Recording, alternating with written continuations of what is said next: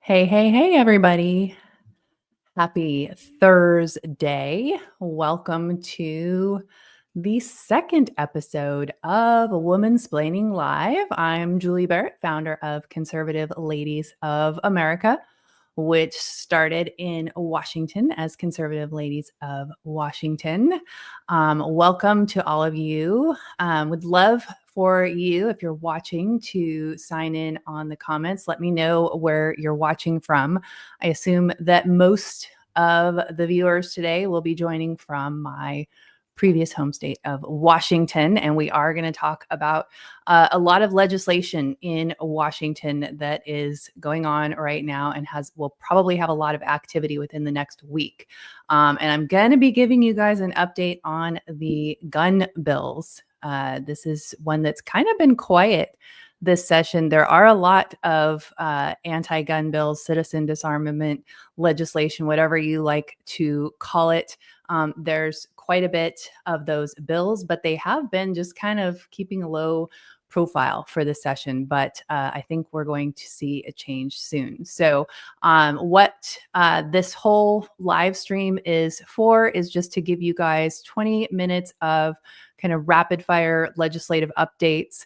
And then we'll have time at the end, the last 10 minutes, to do Q&A. So if you have any questions or just something you want me to comment on, please feel free to put those comments in the live chat if you're watching on YouTube or on my X profile.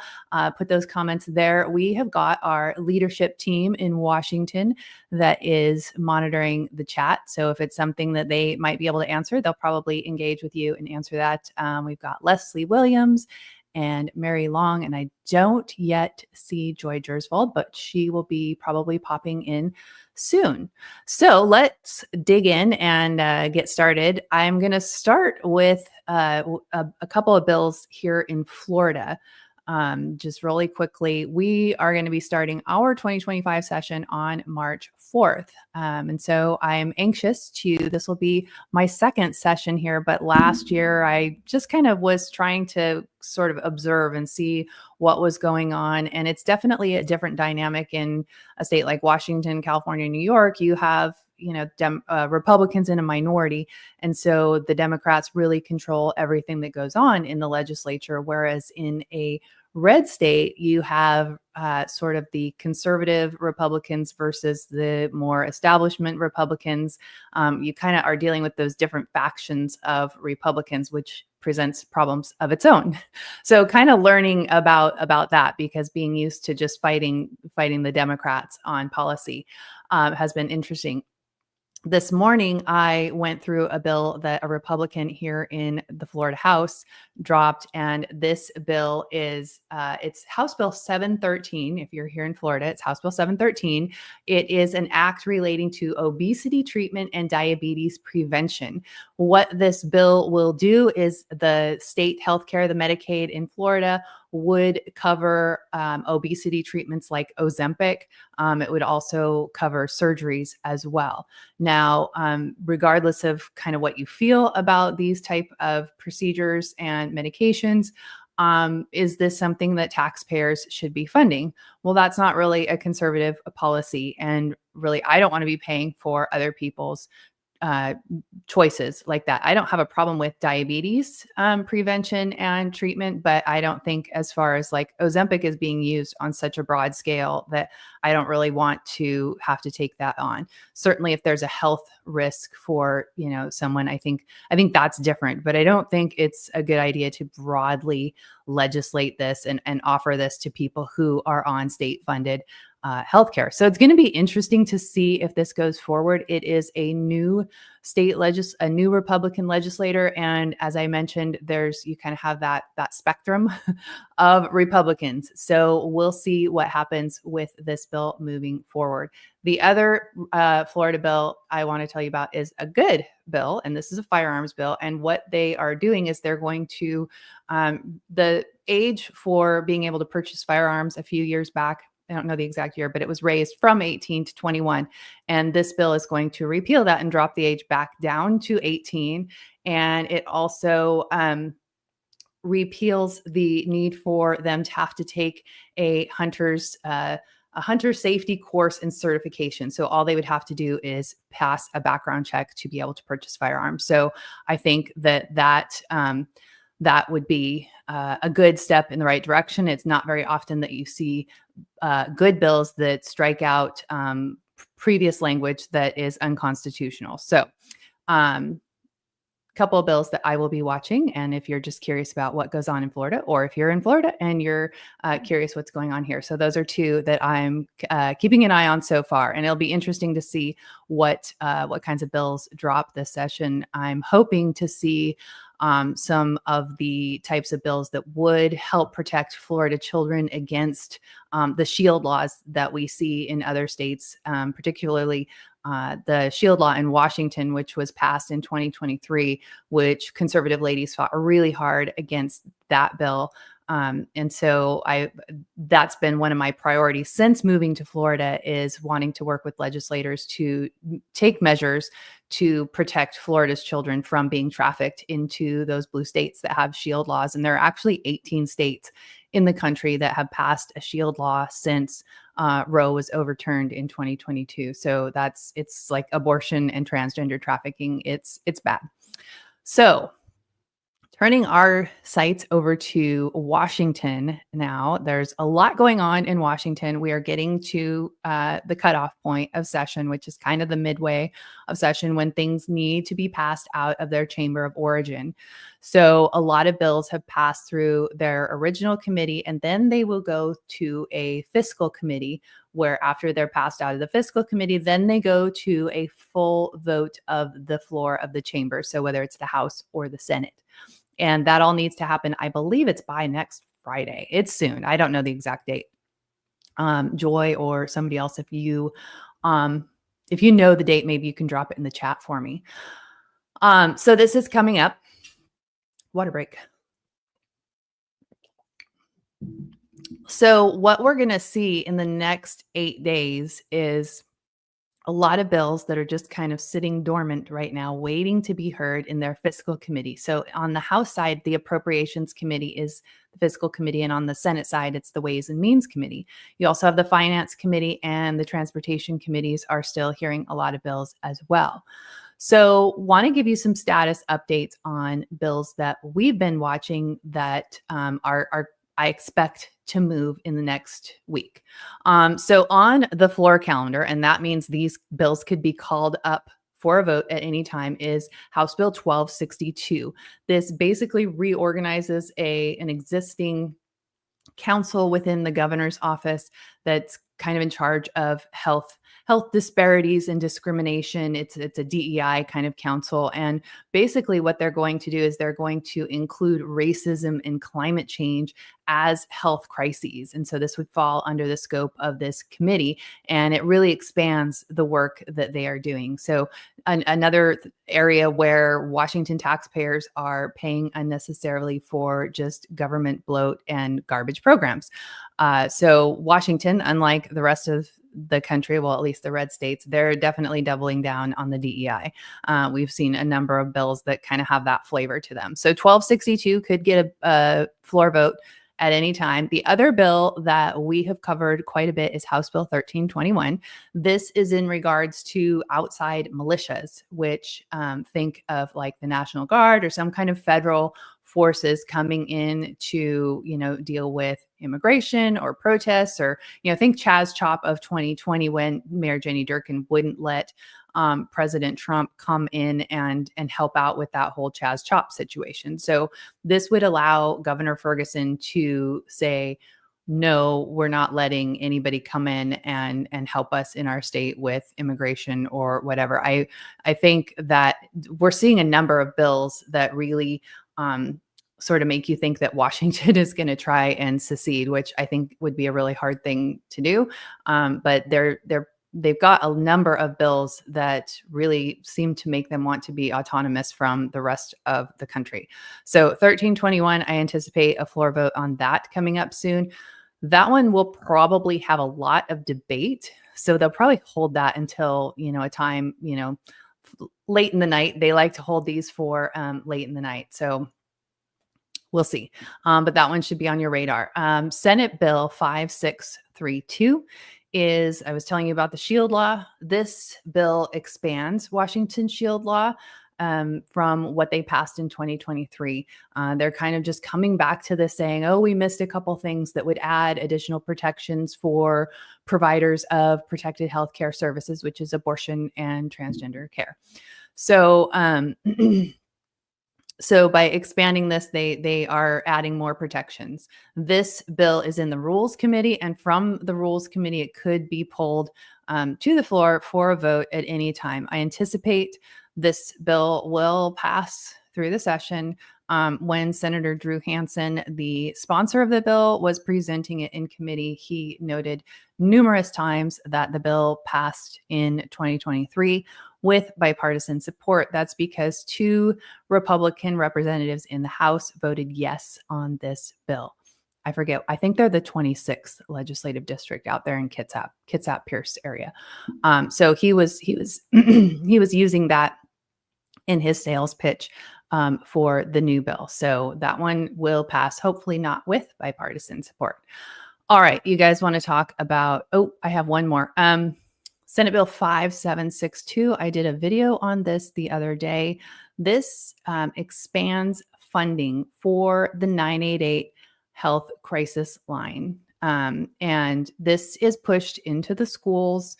They target it to the children. There is special sponsorship on the line from the Trevor Project, which is a huge LGBTQ plus organization. And so kids can call this number. They can push number 3 and they get through to the Trevor Project. And keep in mind that in Washington state, children can, because these are protected healthcare, children can go get these services without their parents even being notified. They don't need consent, and they can be housed in a host home or a youth shelter without their parents even knowing where they are. So having this 988 line has all played into this bigger agenda, and the bill at hand 5762 would increase the funding from what it is now, which I think is like 24 cents a line, to it expands it by like 233% over the next few years. So like 80 cents per line, which maybe doesn't seem like a lot, but this is a lot to be funding for this program. And certainly we're not against people having the services and supports that they need, but the way that the radical left Democrats, something in my eye. The way that the Democrats in Washington give help is very unhelpful, and it makes matters worse. So we are very opposed to this. This bill just dropped a couple of days ago, and it's being sent straight to Ways and Means. So being this late in the session, you would kind of think, well, we probably don't need to worry about it. But since it's going straight to a fiscal committee, I anticipate that we're going to see this bill get a public hearing next week, at which time you will be able to make your opposition known, and you will be able to sign in opposed to this bill. All right, let's dig into, oh, good. You girls are putting all the info into the chat. Thank you so much. All right, let's take a look at our 2A bills. So of course, Washington Democrats are dead set on citizen disarmament. And it has been, these all came out hot out of the gate in January. They all had a hearing. I call it 2A Tuesday. It always seems like the second Tuesday of January, all the gun bills get a hearing on the same day. And that happened this year again. So House Bill 1163, this is the permit to purchase, enhancing requirements relating to the purchase, transfer, and possession of firearms. So this would create a lot of hoops to jump through just to be able to practice your constitutional right of owning a firearm. So this bill is currently has been referred to, it's passed out of committee, and now it's scheduled for appropriation. It's referred to appropriations. It hasn't yet been scheduled for a public hearing, but I anticipate this will be scheduled next week.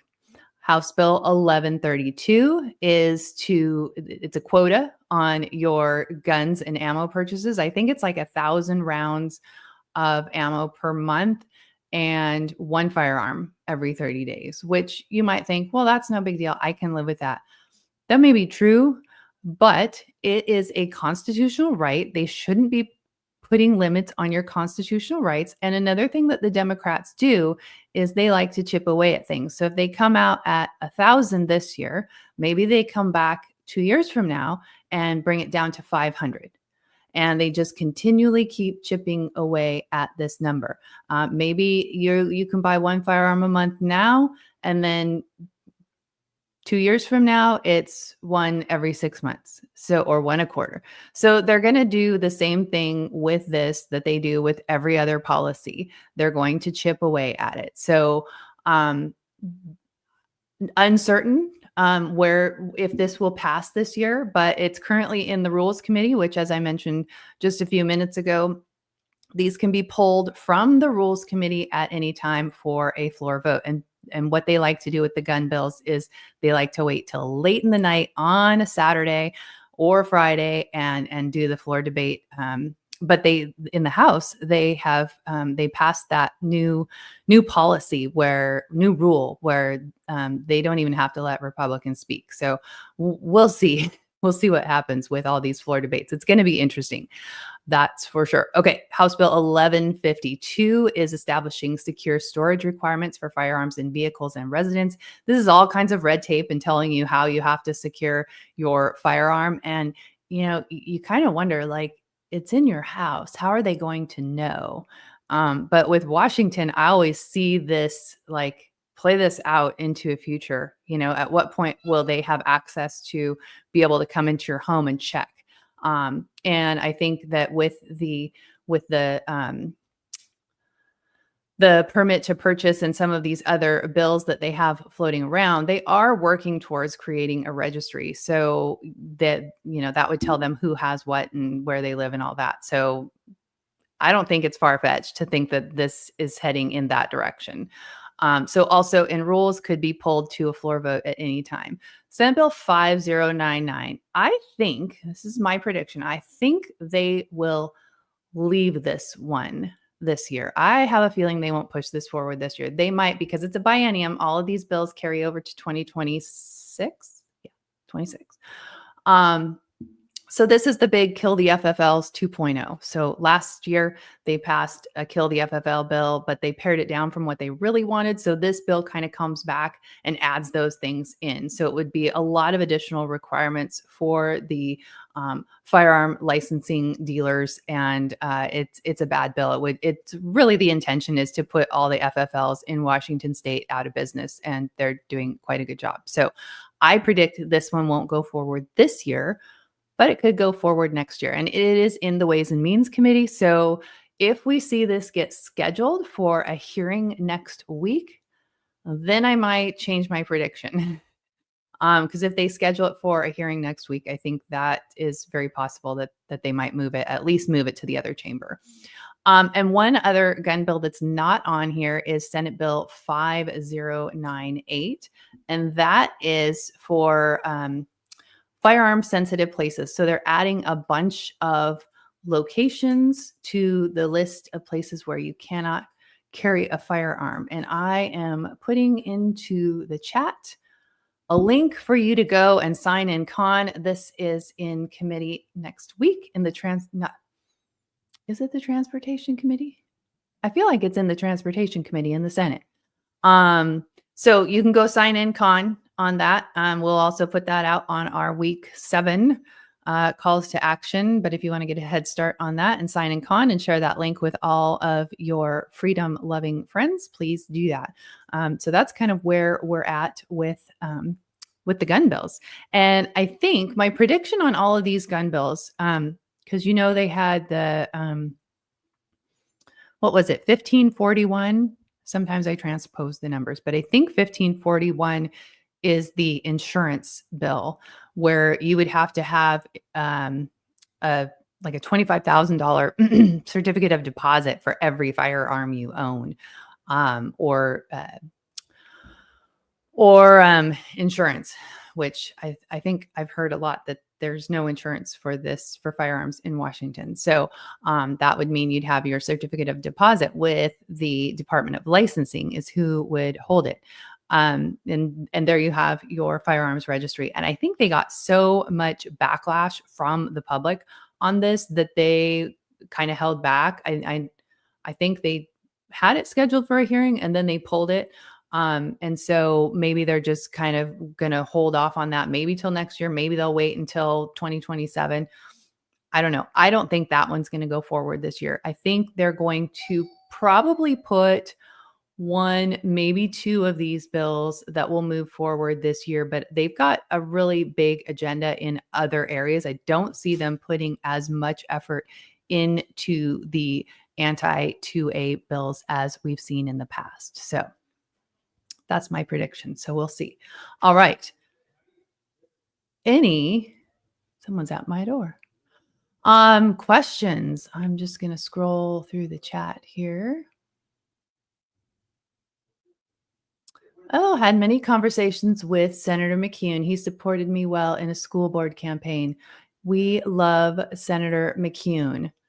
From Washington and wanting to bring Washington some red seats. But to do so, I need an audience. I have reached out to Reps Newhouse and Baumgartner and gotten nothing back. But to go out on a limb, I need a conservative congressman or a senator. There is no one in Washington I trust, so it may have to be outside of Washington. Are you planning to stay in Washington? Or are you wanting to campaign in Washington? I mean, it sounds like it, because you want to bring a red seat. How many friendships did you lose over your correct views before moving to Florida? That's a good question. In fact, that's how Conservative Ladies got started.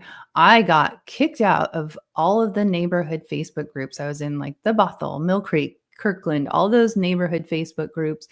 And my kids were in school at the time, and I would speak out on these neighborhood, Facebook groups, and people would be having conversations about racism or whatever the hot topic of the day was, and I would engage in those conversations, and I would try to be very respectful but with my conservative lens on the situation. And as you can imagine, that did not go over very well in those Western Washington Facebook groups, and I got kicked out of most of those groups. And so when a friend asked me, where do you meet conservative girlfriends? And most of my friends I had met through my church somehow, or were in the church network somehow. And I knew this particular friend didn't attend church. And so I thought, I'm just going to create my own Facebook group. And somehow I thought enough to call it Conservative Ladies of Washington, which as we evolved into what we are today, it worked out to be a good branding. But that's how it started. And it was just pulling all my friends together into this group where they could have free conversation and discuss these important issues. And now it's blown up into this huge thing. And a funny thing about the woman who asked me about meeting conservative friends is the person who told us about Sarasota when we were in Washington. They had actually moved, bought a house in Sarasota after what had happened to our daughter. They had two young daughters, and they're like, we are getting out of here before these girls turn 13. We're not going to deal with this. And so when I said we might be looking at getting out of Washington, they were like, hey, check out Sarasota. And here we are in Sarasota, and they are too. So, but sorry, I went on a total tangent there. As far as losing friends, most of my real life friends are like-minded.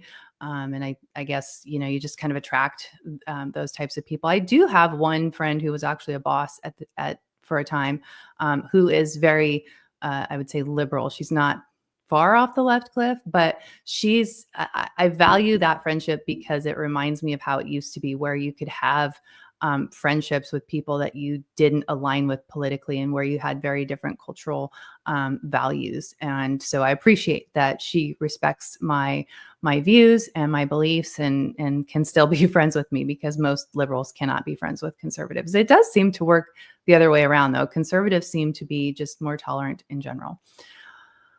Is it me, or does Bob Ferguson sound like a pedo name? Well, it's not just you. And I think because we've been watching him for so long in the public spotlight, is he just has that slimy, greasy, like, didn't have any friends in school, and now he is in this position of power, and so he's just power hungry. And the scary thing about Ferguson is he's like, everybody says, oh, he's almost as bad as Inslee. He is worse than Inslee, because Ferguson actually has a brain. He's actually intelligent, and so that makes him much more dangerous. And I think um, he really has this chip on his shoulder, like almost like a vendetta.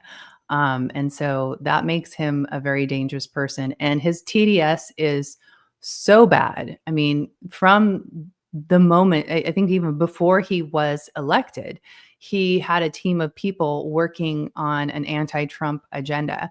And so he's so bent on opposing Trump and doing things inside of Washington to insulate Washington from what the Trump administration is trying to do, which would actually be a good thing for Washington citizens if he would allow these policies to impact his state.